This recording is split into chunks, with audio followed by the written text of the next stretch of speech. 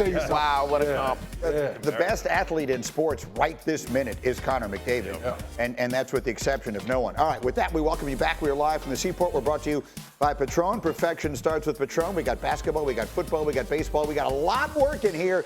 Let's start with the NBA. The offseason is now officially upon us, and I'm looking for bold predictions. A lot of stuff is going to go down here. Monica, give me a bold prediction about this offseason. All right, so this one's not super hot. I think a star. I can't name who, but I think one of these free agent guys is going to go to San Antonio. Somebody's going to get in San Antonio to expedite the speed of this process after Victor Wembanyama impressed this year. Oh, yeah, more than impressed. They are one star away from being legit in that Western Conference. I like that one. D. Wood is along for some basketball conversation. Give me an offseason bold NBA prediction. Yeah, how about Paul George to the Knicks? Knicks? Yeah. How about Paul George to the Knicks? Someone that doesn't have to dominate the ball, who can create their own shot, play off my man Brunson. I like that, man. Another person on the perimeter that can go out there and give you some juice. Cindy, do I have the ability to just bring it out to the desk here for a minute in the middle of this? I know we're doing like a fast-paced thing here,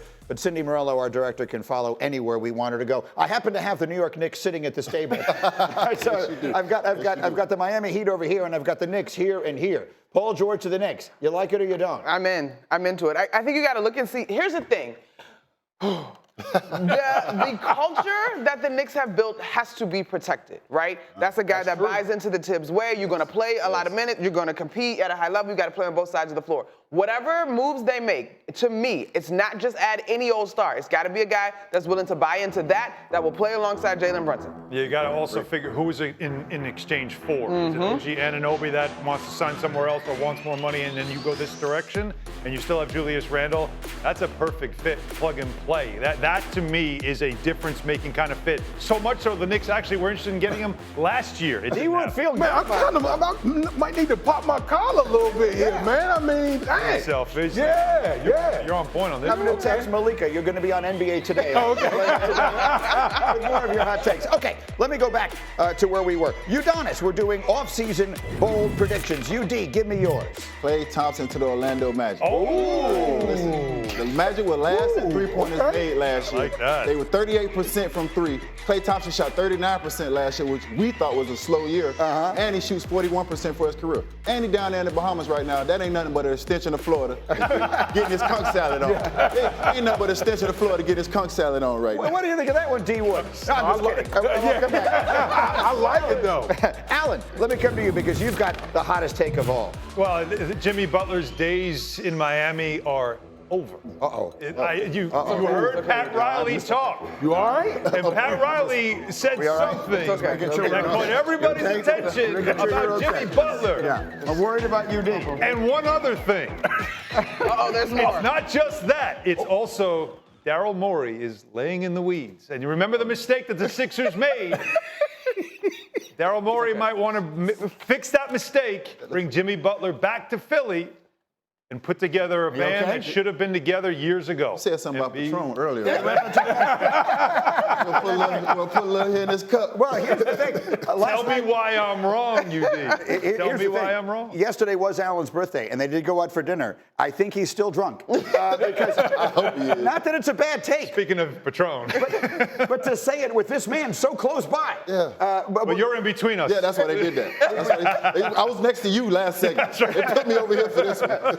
Can't happen, right? He can't let Jimmy Butler go, right? No. Are you allowed to comment on this? I've lost track. I can't really comment on that, but Right. if I had to guess, I mean, I don't want to talk about it. I'm just reading. I don't want to talk about it. I would It's a just leave that bold one prediction. alone. That's what we're supposed I know to do. there are some things you're not allowed to comment would just on, and leave I that don't one want to get alone. us in trouble for tampering, so we'll leave it. But I will be calling Jimmy after the show. Okay. That's all I'm saying. Can you call him now? Let's get him on. Let's see what he has to You say. get a busy signals because This thing has to get done, and if it does not, then the Lakers are even more messed up than we thought they were. So here's the bottom line. The Pistons fired Monty Williams yesterday. Everyone in the world, including Draymond Green, started connecting dots.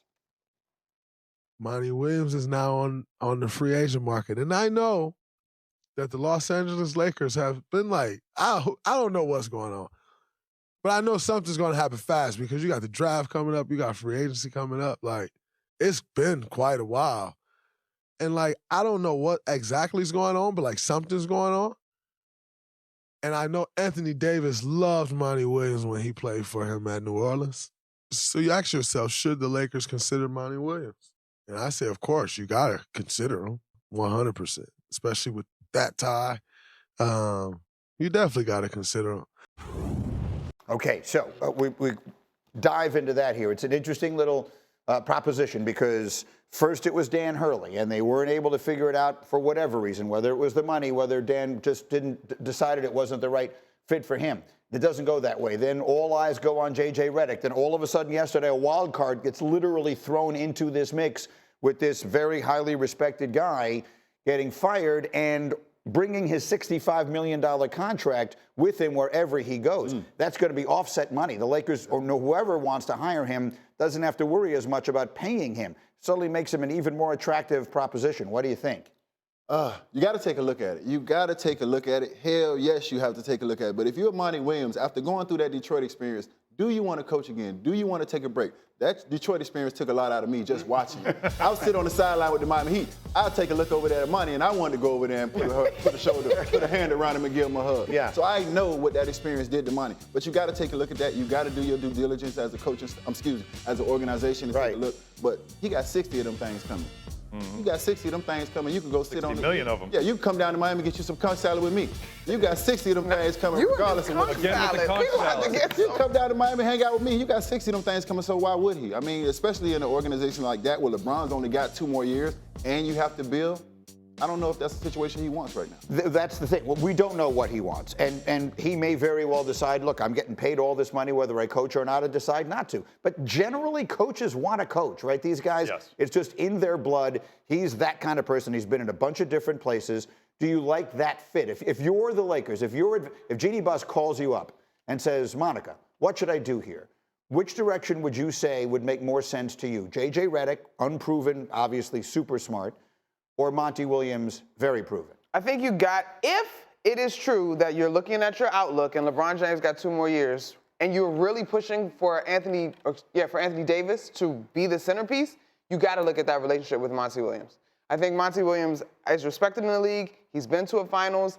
You keep mentioning the money. To me, it's a little bit more of, it has more gravitas, if I may. And frankly, as much as we're talking about the Lakers, to me, Detroit is a better opportunity for JJ Redick to be taken serious as a head coach, put his imprint on a franchise, build around young players, and have more serious, more realistic expectations. Even if Monty Williams gets this job, the Lakers' job has a 2-year term as it currently is constructed. Frank Vogel won a championship and was out of there. So to me, JJ Redick has more of a runway with Detroit, however challenging a rebuild may be. What do you think, Al? If last weekend it was Dan Hurley and they made a decision by Monday, right? They offered him.